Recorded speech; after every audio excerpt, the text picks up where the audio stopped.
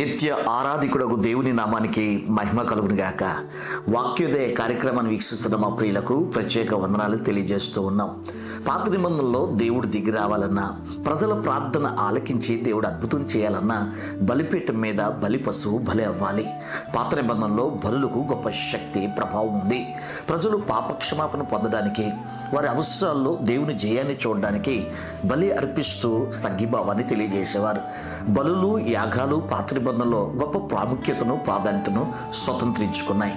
అయితే కొత్త నిబంధనలో మన ప్రభుని యేసుక్రీస్తు సర్వలోక పాప పరిహారార్థ నిమిత్తం ప్రాణం పెట్టి బలి అయిన తర్వాత ఇక ఏ పశువును, ఏ కోడిని, మేకని బలి అర్పించాల్సిన అవసరం లేదు.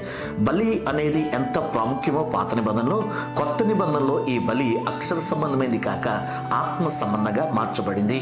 బలులు జరిగినప్పుడు దేవుడు దిగొచ్చి ఆగ్రహించి వారిని దీవించి స్వస్థపరిచి ఆశీర్వదించినట్లుగా కొత్త నిబంధనలో 4 యాగాలు కీలకమైన పాత్రను పోషిస్తున్నాయి. ఈ 4 యాగాలు జరిగినప్పుడు పాత నిబంధన బలిపీఠం మీద బలి పశువు బలైనప్పుడు ఏ మహిమ, ప్రభావం, జీవం, అధికారం వచ్చిందో అంతకంటే శక్తివంతమైన కృపాక్షేమములు మన వెంట వస్తాయని ప్రభునందు నేను జ్ఞాపకం చేస్తున్నాను. హెబ్రీ గ్రంథకర్త 13వ అధ్యాయం 15వ వాక్యంలో, కాబట్టి ఆయన ద్వారా మనం దేవునికి ఎల్లప్పుడూ స్తుతి యాగం చేయదుము, అనగా ఆయన నామం ఒప్పుకొనుచు జిహ్వ ఫలము అర్పించదము.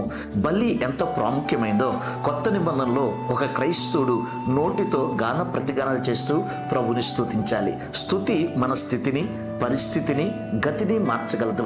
ఆరాధన అభిషేకాన్ని, ఆరాధన ఆశీర్వాదాన్ని, ఆరాధన ఆరోగ్యాన్ని, ఆరాధన ఆత్మీయతను, ఆశీర్వాదాన్ని అనుగ్రహిస్తుంది. ప్రియులరా, కృతజ్ఞత ఎక్కడుంటుందో ఆ బలి మీద దేవుని సన్నిధి దిగి వస్తుందని ప్రభునందు నేను మీకు జ్ఞాపకం చేస్తున్నాను.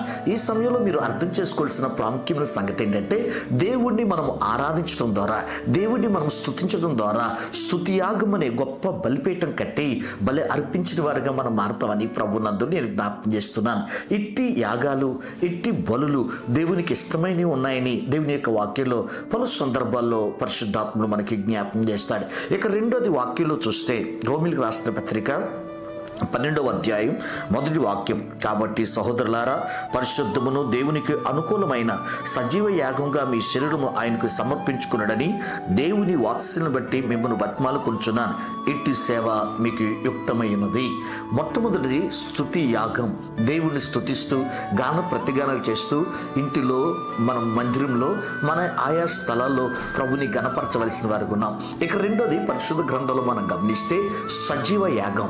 దేవునికి మన జీవితాన్ని బలిపీఠం మీద పెట్టి మన జీవితాన్ని సమర్పించుకున్నప్పుడు ఆయన ఆ బలిని అంగీకరించి మన కుటుంబాన్ని, మన వ్యక్తిగత జీవితాన్ని ఆయన ఆశీర్వదిస్తాడు అని అర్థం చేసుకోవాలి. క్రీస్తునందు దేవుని బిడ్డలారా, ఒక క్రైస్తవుడు స్తుతి యాగం చేయాలి. రెండవదిగా దేవునికి అర్పించాల్సిన నైవేద్యము, బలి అర్పణ ఏంటంటే తన జీవితాన్ని దేవునికి ఇవ్వాలి. కంటి మీద ఒక అధికారం, నోటి మీద ఒక అధికారం, చెవి మీద ఒక అధికారం, తన ప్రవర్తన మీద, ఆలోచన మీద దేవుని అధికారం కలిగి ఉండే ఓ సజీవ యాగంగా దేవునికి సమర్పించుకోవాలి. ఈరోజు ఎంతోమంది లోకంలో జీవిస్తూ దేవునికి అర్పింపబడకుండా నామకార్థ క్రైస్తవులుగా జీవించడం వల్లనే దేవుని కార్యాలు, అద్భుతాలు వారు చూడలేకపోతున్నారు. ఏదైనా చేయగలిగిన మన దేవుడు మన జీవితంలో ఒక నూతనమైన కార్యం చేయాలంటే మన జీవితాన్ని సజీవంగా ఆయనకి సమర్పించుకోవాలి. ఇంకా లోకాన్ని ప్రేమిస్తూ శాపగ్రస్తమైన వాటి మీద మనసు పెడుతూ యెహోలోక మాలిన్యం అంటుకుంటూ మనం బ్రతికినప్పుడు మన జీవితాల్లో అద్భుతం జరగదు.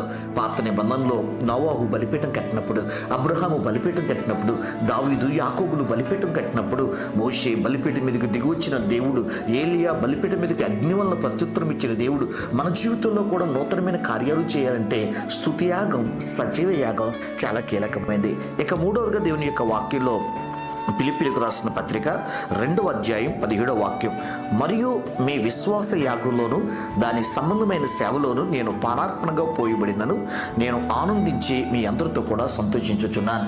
స్తుతి యాగాన్ని నేర్చుకున్న మనం, సజీవ యాగాన్ని అనుభవిస్తున్న మనం విశ్వాస యాగం కూడా చేయాలి. నమ్మి దేవుని కార్యాలు అనుభవించాలి. మన దేవుడు సర్వశక్తి గలవాడని, పరిస్థితులు మార్చగలిగినవాడని, చీకటిని వెలుగ్గా, మరణాన్ని జీవంగా, మైనర్ని మేజర్లుగా చేయగలిగినవాడని నమ్ముతూ నమ్ముతూ ఆయన మహిమ కొరకు సిద్ధపడాలి. దేవుడు అద్భుతాలు చేస్తాడు అనే విషయం ఎంత విశ్వాసంతో నమ్ముతామో, రెండవ రాకడలో మేఘారుడై ఆయన రాబోతున్నాడు.